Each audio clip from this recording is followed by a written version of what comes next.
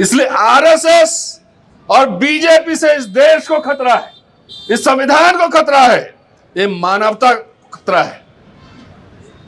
इसलिए किसी भी कीमत पर इसको हराना है, इसको रोकना है।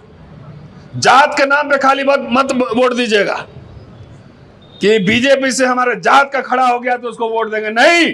मैं दलितों को खास तौर से मैं कह रहा हूं, मुफ्त में शिक्षा मिली या नहीं मिली, स्कॉलरशिप मिला कि नहीं मिला, फ्रीशिप मिला कि नहीं मिला, तो जब गरीब भारत था,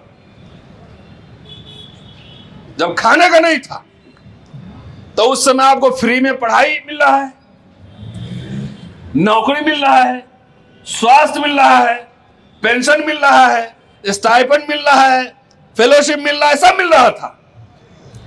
अब मोदी जी तो कह रहे हैं कि ट्रिलियन इकोनॉमी हो गया। आरएसएस कहता है कि 70 साल में क्या हुआ, कहता है ना, कुछ नहीं हुआ। तो अभी मोदी सरकार जितनी योजनाएं ला रही है उनकी अपनी योजना है क्या, पूछना जरा। बाबा साहब विचारों में है, मूर्तियों में नहीं है, और इसलिए आरएसएस आपको खाली मूर्ति दिखा रही है लेकिन विचारों को दफन कर रही है। ये बेचारा कांग्रेस का नमक हेडगेवार ने भी खाया और श्यामा प्रसाद मुखर्जी ने भी खाया, और एक बार जेल गए थे राष्ट्रीय स्वयंसेवक संघ के, इसमें नहीं, स्वतः मर्जी से। ये आरएसएस ब्राह्मणों से भी गुलामी करवाना चाहता है, कैसे मैं साबित कर दूंगा। क्या बिहार के जो ब्राह्मण हैं, झा साहब, पाठक जी, उनको बनाएंगे आरएसएस का चीफ? जरा इनसे पूछिए। दलित पिछले तो छोड़ दीजिए, उसी में जो ब्राह्मण श्राद्ध कराते हैं, जो पूजा पाठ कराते हैं, उनको आरएसएस का चीफ बनाएंगे? उनको शंकराचार्य बनाएंगे? नहीं। एक बार ईमानदारी से बताइएगा, मनुस्मृति किसके लिए लिखा गया है? यह मुसलमान के लिए लिखा गया है? हाँ या ना बोलिए। नहीं, नहीं पता है। यह मुसलमान के लिए नहीं लिखा गया है, यह ईसाई के लिए नहीं लिखा गया है, यह सिख के लिए नहीं लिखा गया है, यह लिखा गया है हिंदुओं के बारे में लिखा गया है। जरा जाके पढ़िए। कॉरपोरेशन का चुनाव ही देश की बुनियाद है। अगर संविधान बदलेगा तो सिर्फ संसद से नहीं बदलेगा, वो जो लोकल चुनाव होते हैं वहां से भी बदलेगा।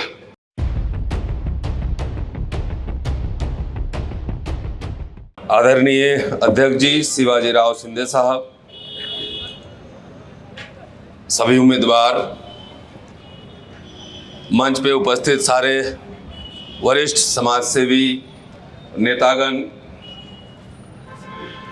सभा में उपस्थित माताएं, बहनें, भाई, दोस्त, हमउम्र, आप सभी को जय भीम। जय भीम, जय भारत, जय संविधान। जोर से बोलिए एक बार। जय भीम, जय भारत, जय संविधान। आज सुबह 3 बजे से मेरी यात्रा है। 3 बजे उठकर एयरपोर्ट, और वहां से हैदराबाद, और वहां से अभी लातूर में हूं, और यहां से बोलने के बाद फिर हैदराबाद, और सुबह फिर दिल्ली, और सुबह क्लास में फिर। तो लगातार मतलब यात्रा है। कोई हमसे पूछे अगर कि ये तो कॉरपोरेशन का चुनाव है, आप दिल्ली से इतनी यात्रा करके, ट्रैवल करके आप लातूर क्यों आए? छोटा सा चुनाव है, ये सवाल पूछ सकते हैं। लेकिन मैं समझता हूं कोई चुनाव छोटा या बड़ा नहीं होता, चुनाव चुनाव होता है। और ये चुनाव मैं समझता हूं, मैं इसलिए आया हूं कि ये चुनाव विचारधारा की लड़ाई है। विचारधारा, और जितने छोटे चुनाव होते हैं वो देश की बुनियाद है।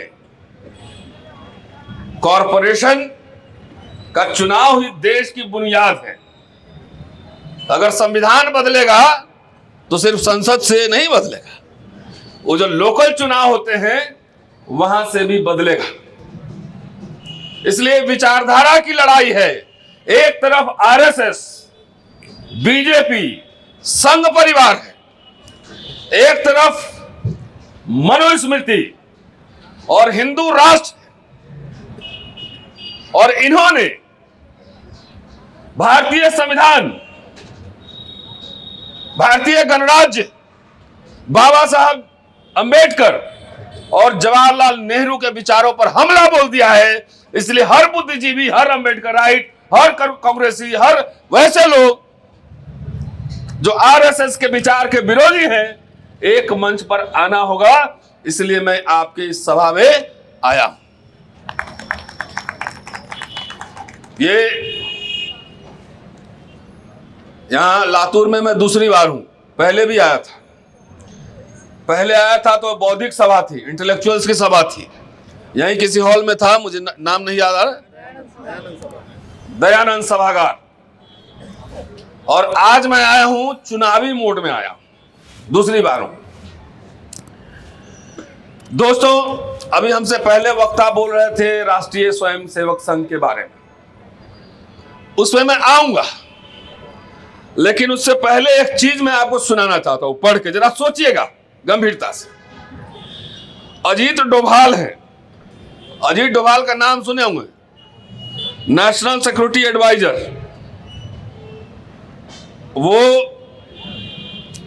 अभी 2 दिन पहले एक प्रोग्राम में उन्होंने कहा है, जरा सुन लीजिएगा, कि मंदिरों को लूटा गया, हम असहाय रहे, हेल्पलेस रहे, बदला लेना हो, बदला लेना होगा।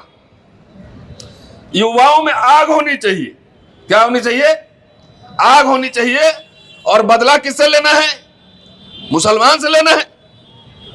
यही बात है ना इसका मतलब। अब बदला कौन लेगा? तो आपके बच्चे जाएंगे बदला लेने, नहीं। अजीत डोभाल का बेटा जाएगा बदला लेने।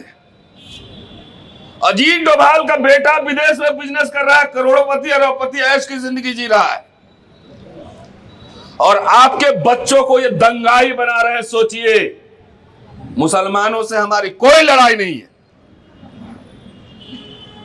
आपको भड़काया जा रहा है, खास तौर से दलितों को, पिछड़ों को। और आरएसएस के जितने लोग हैं और बीजेपी के जितने नेता हैं, उनसे जाकर पूछिए कि उनके बच्चे क्या कर रहे हैं। तो कोई इंग्लैंड में पढ़ रहा है, कोई अमेरिका में पढ़ रहा है, कोई इंडस्ट्री चला रहा है। अमित शाह का बेटा बीसीसीआई में वो चला रहा है ना, तो वो जाएगा बदला लेने? नहीं, वो आम लोगों आपको भड़का रहा है। इनके बच्चे इंडस्ट्री लगाते हैं, इनके बच्चे पढ़ते हैं इंग्लिश मीडियम स्कूल में, इंग्लिश कॉलेज में, और आपके बच्चों को क्या कर रहा है? बदला लेना होगा। मैं डोभाल साहब से पूछना चाहता हूं कि आप 1000 साल पहले जिसकी बात कर रहे हैं, मैं इतिहास पढ़ाता हूं, इतिहास पढ़ाता हूं मैं, कि जब हमला हुआ तो आपके पूर्वज असहाय क्यों रहे? युद्ध लड़ने आप तो गए नहीं, युद्ध लड़ने से हमें रोका, हमें युद्ध लड़ने भी नहीं दिया। बाबा साहब कहते हैं बार बार कि अगर हमारे हाथ में हथियार होते तो ये भारत कभी गुलाम नहीं होता। भीमा कोरेगांव इसका प्रमाण है, भीमा कोरेगांव प्रमाण है। तो हमें हथियार नहीं दिए, तुम्हारे पूर्वज जाके वो मुगलों के दरबार में भी नवरत्न में रहे कि नहीं रहे? मैं अभी औरंगजेब बहुत याद आते हैं ना इनको। औरंगजेब का फाइनेंस मिनिस्टर, वित्त मंत्री कौन था जानते हैं आप? उनका वित्त मंत्री का नाम बता देता हूं, कौन थे। मैं तो बिना प्रमाण के बात नहीं करता। और अकबर के नवरत्न में कौन थे? कौन थे ये बताएंगे डोभाल साहब कि उनके नवरत्न में हिंदू थे और इन्हीं के पूर्वज थे। और नाम उनका है राजा रघुनाथ, औरंगजेब का फाइनेंस मिनिस्टर। राजा रघुनाथ हिंदू था, खत्री था। औरंगजेब के जितने मनसबदार थे, बड़े बड़े ओहदों पे थे, उसमें से 1/3 एक तिहाई तकरीबन हिंदू थे। तो आपको मुसलमान के खिलाफ भड़का रहा है और खुद मोदी साहब चले जाते हैं नवाज शरीफ से मिलने, बिरयानी खाने, है खुद इनके पूर्वज मुगल दरबार में जाके नवरत्न बनते बिरयानी खाते हैं और आपको हिंदू मुसलमान में फंसा रहे हैं। ठीक है ना? बात समझ में आ रही? इस देश को, आरएसएस और बीजेपी से इस देश को, इस संविधान को, मानवता को इस आरएसएस के विचारधारा से खतरा है। इसलिए आरएसएस को लड़ना पड़ेगा। यह विचारधारा की लड़ाई है। आरएसएस के लोगों ने बाबा साहब के खिलाफ खूब लिखा। बाबा साहब और नेहरू के पुतले फूके दिल्ली के रामलीला ग्राउंड में, और उसी समय ऑर्गेनाइजर में लेख लिखा कि हमारा संविधान मनुस्मृति है, हम इस संविधान को नहीं मानते, हम वोटिंग राइट भी नहीं मानते। ये आरएसएस है, उनका संविधान क्या है? मनुस्मृति। एक बार ईमानदारी से बताइएगा, मनुस्मृति किसके लिए लिखा गया है? यह मुसलमान के लिए लिखा गया है? हाँ या ना बोलिए। नहीं, नहीं पता है। यह मुसलमान के लिए नहीं लिखा गया है, यह ईसाई के लिए नहीं लिखा गया है, यह सिख के लिए नहीं लिखा गया है, यह लिखा गया है हिंदुओं के बारे में लिखा गया है। जरा जाके पढ़िए। ये कह रहे हैं ना कि हिंदू राष्ट्र बनाएंगे, तो जरा इनसे पूछिए कि हिंदू राष्ट्र में दलित कहां रहेगा, पिछड़े कहां रहेंगे, महिलाएं कहां रहेंगी? जरा पूछिए ना। एक ही कम्युनिटी के खाली रज्जू भैया को छोड़ दीजिए। रज्जू भैया, ये तो महिला आपने कहा हो तो दूर की बात है भाई साहब। खाली रज्जू भैया जो है क्षत्रिय थे, बाकी जितना आरएसएस के प्रमुख हुए हैं सिर्फ ब्राह्मण ही। ब्राह्मण में भी एक खास तरह के चितपावन ब्राह्मण। क्या बिहार के जो ब्राह्मण हैं, झा साहब, पाठक जी, उनको बनाएंगे आरएसएस का चीफ? जरा इनसे पूछिए। दलित पिछड़े तो छोड़ दीजिए, उसी में जो ब्राह्मण श्राद्ध कराते हैं, जो पूजा पाठ कराते हैं, उनको आरएसएस का चीफ बनाएंगे? उनको शंकराचार्य बनाएंगे? नहीं। तो ये आरएसएस ब्राह्मणों से भी गुलामी करवाना चाहता है। कैसे? मैं साबित कर दूंगा, मैं साबित कर दूंगा। ये मनुस्मृति में वर्ण व्यवस्था के हिसाब से शासन होगा, वर्ण व्यवस्था के हिसाब से, जाति व्यवस्था के हिसाब से। आपको पढ़ने लिखने का अधिकार नहीं होगा, आप नौकरी नहीं कर सकते हैं, आपको खेत में काम करना है, मजदूरी करना है। आपके बेटे डॉक्टर इंजीनियर, बेटा बेटी डॉक्टर इंजीनियर नहीं बन सकता है, प्रोफेसर नहीं बन सकता है, जज नहीं बन सकता है। यह है आरएसएस की विचारधारा। और देखिए, मैं गांव में पढ़ के मैं दिल्ली यूनिवर्सिटी में बना टीचर। आरएसएस हम ही लोग जैसे लोगों को रोकना चाहता है। इतने मुकदमे मेरे ऊपर किए हुए, तब भी मैं नहीं डरता। इतने,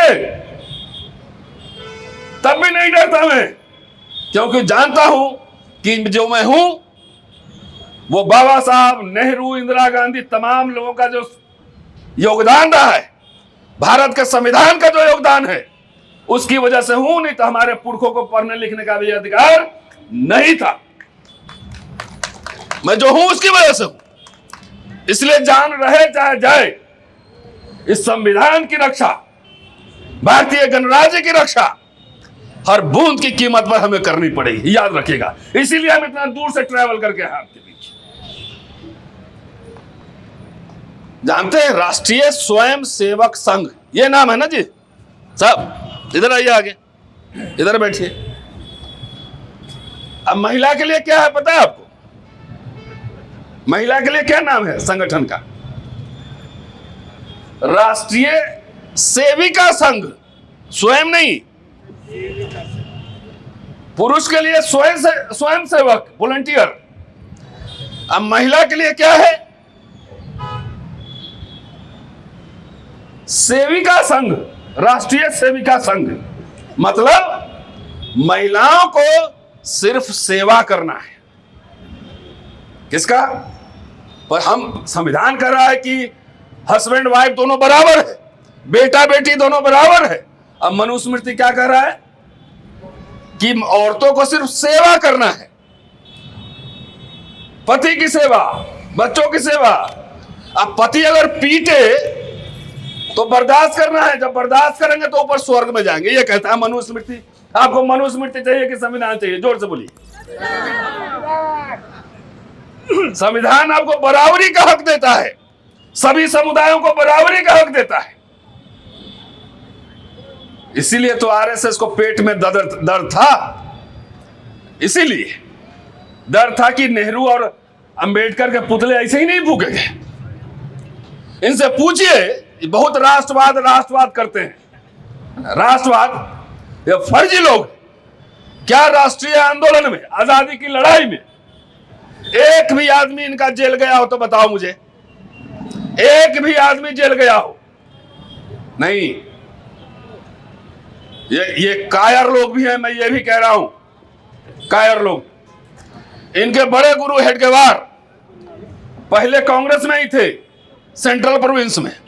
कांग्रेस का नमक इन्होंने खाया है खूब, कांग्रेस का नमक हेडगेवार ने भी खाया और श्यामा प्रसाद मुखर्जी ने भी खाया, और एक बार जेल गए थे। राष्ट्रीय स्वयंसेवक संघ के इसमें नहीं, स्वतः मर्जी से। और सोचो, जेल में लोगों का वजन बढ़ जाता है, इस इंसान का वजन घट जाता है, जेल में कम हो जाता है। और वो जब आए तो जेलर से सांठ-गांठ कर लिए थे, उनका वजन बढ़ गया था, मोटे होके आए थे। तो अंग्रेजों की मुखबिरी की है उन्होंने, देश के जो क्रांतिकारी थे उनके खिलाफ उन्होंने अंग्रेजों को सूचना दी है। कोई इनका योगदान आजादी की लड़ाई में नहीं है, कोई बराबरी के लिए कोई भी संघर्ष, उनमें कोई योगदान नहीं। ये चाहता है आरएसएस और उसका पॉलिटिकल आउटपुट बीजेपी गोलमोल मीठा मीठा बात करेगा। सुन लीजिए बात, और खास तौर से मैं दलित समुदाय को समझाना चाहता हूं। मैं बाबा साहब को पढ़ता हूं, किताबें भी हैं, किताबें भी आ रही। गोलमोल मीठा मीठा मीठा बोलेगा, खूब रोएगा। मोदी साहब जाएंगे संविधान के साथ ऐसे झुक जाएंगे, वो जितना झुके उतना उनको मार्गदर्शक मंडल में डाल देते हैं। आडवाणी साहब अपने उनके गुरु थे, उनके पास झुके तो उनको मार्गदर्शक मंडल में डाल दिया, खुद 3 बार प्रधानमंत्री बन गए। तो बड़ी बड़ी मूर्तियां बनवाएगा ये लोग, बड़े बड़े भवन बनवाएंगे। बाबा साहब की इतनी फुट मूर्ति, ये बड़े भवन ये बनवाएंगे, लेकिन बाबा साहब के विचारों को उसी मूर्ति के नींव में उसको दफन कर रहे हैं, ये आपको पता होना चाहिए। सब कहते हैं कि बाबा साहब कांग्रेस से भी लड़े, तो हाँ लड़े, इसमें क्या झूठ है। लेकिन आज बाबा साहब होते तो किससे लड़ते? आज बाबा साहब होते तो लड़ते आरएसएस से लड़ते, क्योंकि उन्होंने ही कहा था कि हिंदू राष्ट्र इस देश में अभिशाप होगा। बाबा साहब ने ही कहा था। आप इनसे पूछो कि बाबा साहब का जो किताबें हैं जो कि कांग्रेस रिजीम में ही छपा था, महाराष्ट्र गवर्नमेंट ने छापा था पहले, जहां तक मुझे याद है शरद पवार मुख्यमंत्री थे, उसी समय छपा था। क्या अभी बीजेपी केंद्र सरकार बाबा साहब की राइटिंग स्पीचेस, उनकी किताबें छाप रही है क्या? नहीं। तो हमारे दलित भाइयों, मूर्ति से प्यार मत करो, किताबों से प्यार करो। ये बाबा साहब ही बोल रहे थे कि ज्ञान ही शक्ति है। बाबा साहब के 3 गुरु थे, बुद्ध, कबीर, फूले, थे कि नहीं थे? अच्छा ये बताओ, बाबा साहब ने इनकी कितनी मूर्तियां बनाई? क्या 3 होगा। एक बुद्ध की मुझे याद है, बर्मा से लेकर आए थे तो यहां लगाए थे, और 2 और लगी होंगी, 3 ही लगी होंगी ना, 3 ही लगी होंगी। तो बाबा साहब विचारों में थे, उन्होंने बहिष्कृत हितकारिणी सभा खोला, बच्चों के लिए स्कूल खोले, उनके लिए हॉस्टल खोले, चंदा मांगा लोगों से, कॉलेज खोले, मिलिंद कॉलेज, सिद्धार्थ कॉलेज अभी भी है, प्रिंटिंग प्रेस खोले, अखबार निकाले। बाबा साहब विचारों में है, मूर्तियों में नहीं है। और इसलिए आरएसएस आपको खाली मूर्ति दिखा रही है, लेकिन विचारों को दफन कर रही है। यह वैचारिक लड़ाई है, हमें लड़ना पड़ेगा किसी तरीके से। बाबा साहब को मानते हैं कि बाबा साहब की मानते हैं, पहले ये बताइए। अभी भाई साहब कह रहे थे कि अब उसका भी टेंडर लगने लगा है, 300 200 100 रुपए कमीशन। 1937 में पहला प्रांतीय चुनाव हुआ था देश में, बॉम्बे प्रोविंस में भी हुआ था। आज का ये महाराष्ट्र नहीं, इसमें गुजरात भी था और इसमें कर्नाटक भी था। बाबा साहब की किताब में जाके पढ़िए क्या लिखा, उन्होंने भाषण दिया था उसमें कि वोट बेचना अपराध है, पाप है। 37 में उन्होंने कहा था, 37 में, कि वोट बेचना अपराध है। अब राजा जो है मां के पेट से नहीं बैलेट बॉक्स से निकलेगा, लेकिन ये बीजेपी आरएसएस उसमें भी चीटिंग कर रही है, ईवीएम में भी चीटिंग कर रही है, एसआईआर भी कर रही है। लेकिन इतना जोर से बटन दबाना, जोर से ज्यादा वोट देना। ये 4-5 तो हमारे बैठे हुए उम्मीदवार अब यहाँ पे 70 है पूरे लातूर में, 70 के 70 जितवाओ उस दिन, पूरा काम छोड़कर और खुद ही नहीं जाना है, घर से अड़ोस पड़ोस सबको लेके जाना है। ये मैं जब रिजल्ट आएगा तो मैं देखूंगा लातूर में कितने जीते।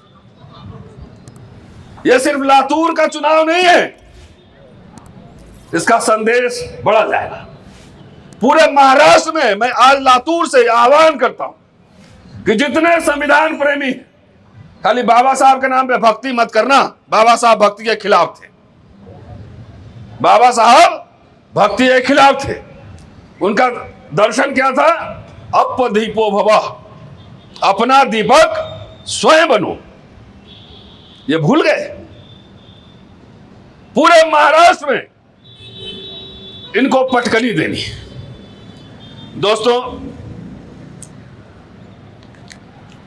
कुछ बातें मैं और कहूंगा। देखिए, आरएसएस कह रहे हिंदू राष्ट्र बनाएंगे हैं, और यहां जिस तरह से ईसाई पे, मुसलमान पे हमले हो रहे हैं, ये आपको क्या बताऊं मैं, ये हिंदुओं को खतरे में डाल रही है,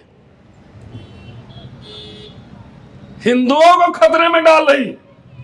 ये खबर पूरे दुनिया में जाती होगी, नहीं जाती होगी? जाती होगी ना।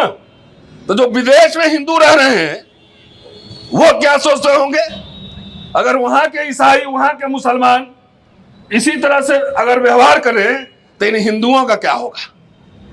तो डरे हुए हैं विदेश में रहने वाले हिंदू, डरे हुए। तो इसलिए बात समझने की है। इनके निशाने पर आपको सही सही बताऊं, मुसलमान तो बहाना है, मुसलमान तो बहाना है।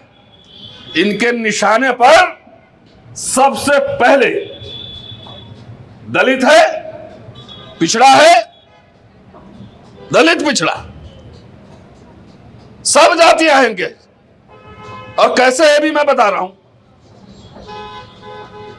आरएसएस कहता है कि 70 साल में क्या हुआ, याद है ना? कुछ नहीं हुआ। तो अभी मोदी सरकार जितनी योजनाएं ला रही है उनकी अपनी योजना है क्या? पूछना जरा। ये सरकार नाम बदलू सरकार है।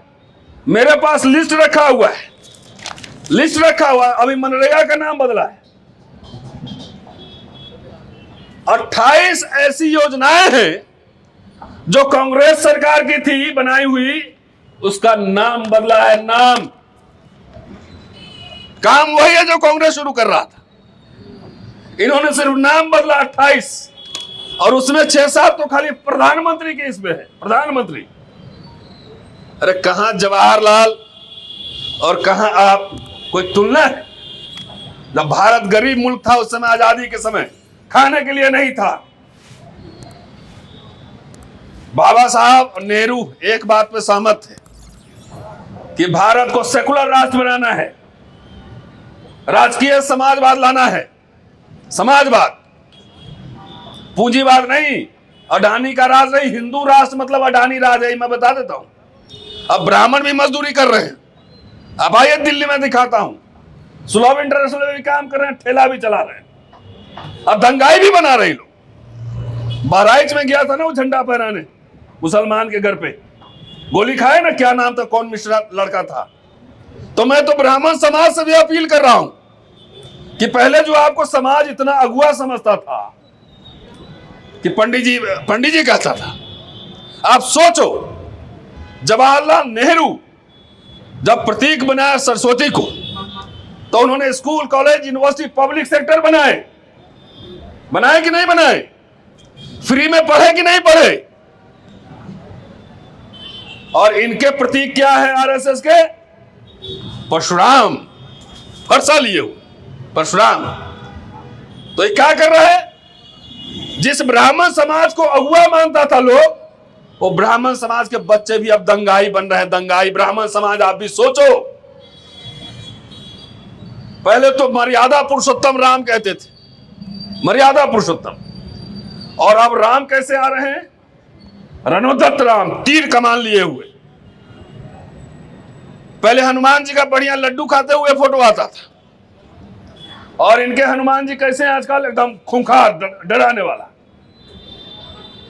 किसको डरा रहे हैं? किसको डरा रहे हैं? आप पूछो कि मोदी साहब जितने रेल प्राइवेटाइज कर रहे हैं, नौकरियां प्राइवेटाइज कर रहे हैं, एयरपोर्ट प्राइवेटाइज कर रहे हैं, डॉकयार्ड दे रहे हैं अडानी को, ये आरएसएस ने बनवाया था, आपने बनवाया था। नहीं, ये उसी 50 साल में बना जब कांग्रेस की सरकार थी, और उसी को आप बेच रहे हैं। तो कंपनी बेचना और सरकारी संस्था बेचने का मतलब नहीं है कि वो आपका नहीं है। जब सरकारी संस्थाएं थी तो उसमें आपको नौकरियां मिल रही थी कि नहीं मिल रही थी? हाँ ना? अरे सब बच्चा को इसलिए पढ़ाते थे ना कि नौकरी मिलेगी। अब प्राइवेट हो जाएगा तो नौकरी मिलेगी, लेकिन कैसे मिलेगी? 20,000 ठेका पे, 20,000, कोई परमानेंसी नहीं, कान पकड़ के कल निकाल देगा। पेंशन नहीं है। पेंशन तो सरकारी कर्मचारी का पूरा प्राण था ना कि बुढ़ापे में सहारा मिलेगा। अब देखिए, नेहरू, इंदिरा गांधी, राजीव गांधी, 3 नाम ले रहा हूं, बाबू जगजीवन राम, इन लोगों ने मिलकर जितना पब्लिक सेक्टर है, नवरत्न कंपनी, सेल, वेल, गेल, आईओसीएल, है ना, भारत पेट्रोलियम, जितना यूनिवर्सिटी, कॉलेज, आईआईटी, सरकारी संस्थाएं, सब कुछ बनाया कि नहीं बनाया? शिक्षा मुफ्त में दलितों को खास तौर से मैं कह रहा हूं, मुफ्त में शिक्षा मिली या नहीं मिली? स्कॉलरशिप मिला कि नहीं मिला? फ्रीशिप मिला कि नहीं मिला? तो जब गरीब भारत था, जब खाने का नहीं था, तो उस समय आपको फ्री में पढ़ाई मिल रहा है, नौकरी मिल रहा है, स्वास्थ्य मिल रहा है, पेंशन मिल रहा है, स्टाइपेंड मिल रहा है, फेलोशिप मिल रहा है, सब मिल रहा था। अब मोदी जी तो कह रहे हैं कि ट्रिलियन इकोनॉमी हो गया, विश्व गुरु बन रहे हैं। क्या बन रहे हैं? विश्व गुरु के विश्व गुरु बन रहे हैं। भारत मजबूत अर्थव्यवस्था बनेगा। इनसे पूछिए कि जैसे जवाहर नवोदय विद्यालय है, केंद्रीय विद्यालय है, इनसे पूछिए कि आप तीसरा टर्म है प्रधानमंत्री का, अब 5 साल अटल बिहारी वाजपेयी रहे, 20 साल तकरीबन इनका हो गया शासन का। 20 साल में कितने सरकारी संस्थान बनाए हैं? पूछिए इनसे। कितने स्कूल खोले हैं? कितने कॉलेज खोले हैं? कितने विश्वविद्यालय खोले हैं? कितने पब्लिक सेक्टर यूनिट खोले हैं, पहले ये इनसे पूछिए। पढ़ाई महंगा हुआ है कि सस्ता हुआ है? मैं शिक्षा में जानबूझकर बोलता हूं, ज्यादा मीठा मीठा गोली पानी का भाषण नहीं करता, कि शिक्षा ही तो बुनियाद है। अगर बाबा साहब विदेश में नहीं पढ़ते, कोलंबिया में नहीं पढ़ते, लंदन में नहीं पढ़ते, अंग्रेजी नहीं सीखते, तो बाबा साहब बनते क्या? नहीं बनते। वो भी फौज में नौकरी करते। तो बाबा साहब बार बार कह रहे हैं कि अंग्रेजी पढ़ो। ये पूरी सरकार, हजारों के हजार स्कूल बंद किए जा रहे हैं। महाराष्ट्र में भी होंगे, उत्तर प्रदेश का तो मुझे पता ही है। शिक्षा की हालत एकदम खराब होती जा रही है। मैं विश्वविद्यालय में पढ़ाता हूं ना, कॉलेज में, तो मुझे पता है क्या चल रहा है। खराब होती जा रही है। बड़े बड़े लोगों ने अपने लिए प्राइवेट यूनिवर्सिटीज बना लिया है, अशोका यूनिवर्सिटी, जिंदल यूनिवर्सिटी, और उसमें इतनी फीस है कि मैं भी अपने बच्चों को नहीं पढ़ा सकता। 1 लाख रुपए मैं नहीं दे सकता। आप पढ़ा पाएंगे? पहले हम सरकारी स्कूल में पढ़ के पहुंचे, सारे लोग बैठे हुए, सारे बड़े बड़े लोग अभी जितने पद पर बैठे हैं, सब उसी सरकारी स्कूल में पढ़े थे। और आज सरकारी स्कूल को, कॉलेज को जानबूझकर बर्बाद किया जा रहा है, ताकि आपके बच्चे नहीं पढ़ें और डोभाल के बच्चे लंदन में पढ़े, अमेरिका में पढ़े, शिवराज सिंह के बच्चे अमेरिका में पढ़े, नित्यानंद दुबे के बच्चे इंग्लैंड में पढ़े, बिजनेस करें, 5 स्टार 7 स्टार होटल में रहें, और आपके बच्चे मजदूरी करें, मजदूरी। तो इसलिए मैं आया हूं यहां पर कि जो मिडिल क्लास बना था पूरा, खासतौर से मैं दलित समाज को बार बार कह रहा हूं, 1950 के पहले आपके पास ना कोई जमींदारी थी, कोई बता दे मुझे? कोई ना उद्योग धंधा था, ना व्यापार था, ना इंडस्ट्री थी, कुछ नहीं था। जब संविधान लागू हुआ, भारतीय गणराज्य बना, तब जाकर जब बाबा साहब ने जो आरक्षण का प्रावधान किया था, जो आरक्षण का प्रावधान हुआ था, और उसको कांग्रेस के लोगों ने माना था उस बात को, कि विधानसभाओं में, पार्लियामेंट में, लोकल बॉडीज में SC ST को आरक्षण दिया जाएगा और साथ में सरकारी नौकरियों में दिया जाएगा। उसी आरक्षण से आपकी पढ़ाई हुई, नौकरी मिला और पेंशन मिला। अगर आरक्षण खत्म तो जो बढ़िया बढ़िया पैंट शर्ट पहन के घूमना ना, कोट पहन के, वो सब खत्म। दलित के पास और कुछ नहीं है सरकारी नौकरी के अलावा, और उसी को RSS बीजेपी खत्म कर रही है। अटल बिहारी वाजपेयी आए तो उन्होंने पेंशन खत्म कर दिया कि पेंशन नहीं मिलेगा। इंदिरा गांधी लेके आई थी पेंशन का स्कीम 1972 में। विनिवेश मंत्रालय बना दिया कि सरकारी संस्था बेचो। एक होटल अगर मान लो सरकारी है तो उसमें 100 स्टाफ है, तो 15% शेड्यूल कास्ट होगा, 7.5% शेड्यूल ट्राइब होगा, और बैकवर्ड भी होंगे 27%, और 50% ओपन भी होगा। तो जब होटल बिक गया तो जो ओपन का भी नौकरी है उसका भी तो गया, पेंशन तो उसका भी गया, सबका गया ना। तो बाकी पे तो कम मार पड़ेगी, उनके पास जमीन है, कुछ व्यापार है, लेकिन दलितों के पास कुछ नहीं है, नौकरी खत्म, पूरा खेल खत्म। मेरी बात समझ में आ रही? इसलिए RSS और बीजेपी से इस देश को खतरा है, इस संविधान को खतरा है, ये मानवता खतरा है। इसलिए किसी भी कीमत पर इसको हराना है, इसको रोकना है। जात के नाम पे खाली मत वोट दीजिएगा कि बीजेपी से हमारे जात का खड़ा हो गया तो उसको वोट देंगे, नहीं। मैं तो कई बार ये कह चुका हूं, जो लोग YouTube सुनते हैं उनको पता होगा कि मेरा भाई रिश्तेदार भी बीजेपी से अगर लड़ेगा तो अपने जेब से 1 लाख रुपया खर्चा करके उसको हराने के लिए मैं प्रचार करने जाऊंगा। यह है विचारधारा की लड़ाई। मेरा अपना भाई भी, रिश्तेदार भी अगर बीजेपी से चुनाव लड़ेगा, मैं उसके खिलाफ 1 लाख रुपया खर्चा करके कैंपेन करूंगा, 1 महीना रहूंगा। इसलिए जात पात पे नहीं, मैं विचारधारा की बात कर रहा हूं। ये बाबा साहब के विचारों को दफनाना चाहते हैं, पूरा इतिहास लिखने में छेड़छाड़ कर रहे हैं। मैं तो हिंदी भी पढ़ता हूं, अंग्रेजी भी पढ़ता हूं, उसके अनुवाद में जाके देखिए, बहुत हेराफेरी है। बाबा साहब सामाजिक न्याय, सामाजिक परिवर्तन की बात कर रहे थे, और ये क्या कह रहे हैं? सामाजिक समरसता। तो सामाजिक समरसता का क्या मतलब है? कि जहां जो है वही रहो और प्यार से रहो, जाति और वर्ण के हिसाब से तुम्हारा जो काम है वही करो, यही है समरसता। असली मतलब यही है। इसलिए मुसलमान तो बहाना है, असली निशाना हिंदू ही है।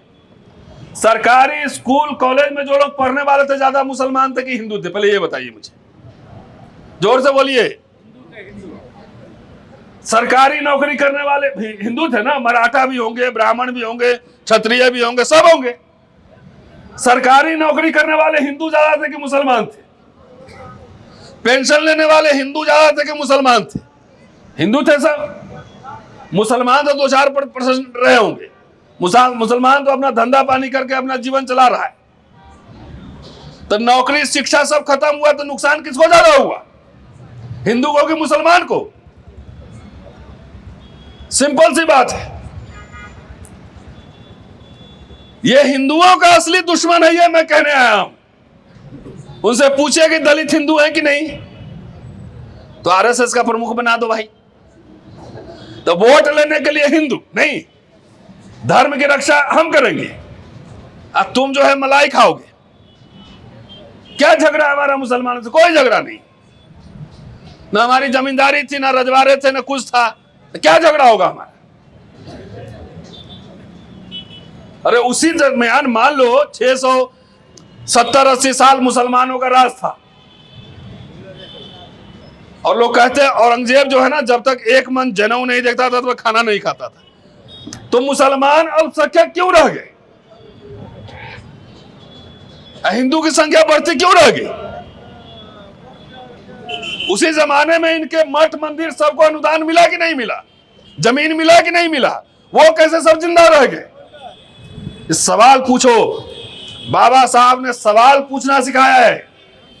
हम लोग सवाल नहीं पूछते हैं, भावनाओं में बह जाते हैं। जातियां हैं, जातियां और वर्ण है, और बहुत मेहनत से बाबा साहब, नेहरू, इंदिरा गांधी और पूरा 40-50 साल की जो यात्रा है, बहुत मेहनत से जो है ना ये कारवां यहां तक आया है। इसको आगे नहीं ले जा सकते हो तो कम से कम यहीं रोको। पता है 1919 में पूरे महाराष्ट्र में एक भी बीए पास दलित नहीं था, एक भी नहीं, एक भी नहीं। 1942 में पूरे महाराष्ट्र में 400 से 500 ज्यादा बाबा साहब कर रहे, मैं नहीं कर रहा, बीए पास हुए। और आज कितने हैं जरा सोचो? 20 लाख कर्मचारी हो गए, लाखों इंजीनियर डॉक्टर हो गए। तो अपने आप हो गया क्या?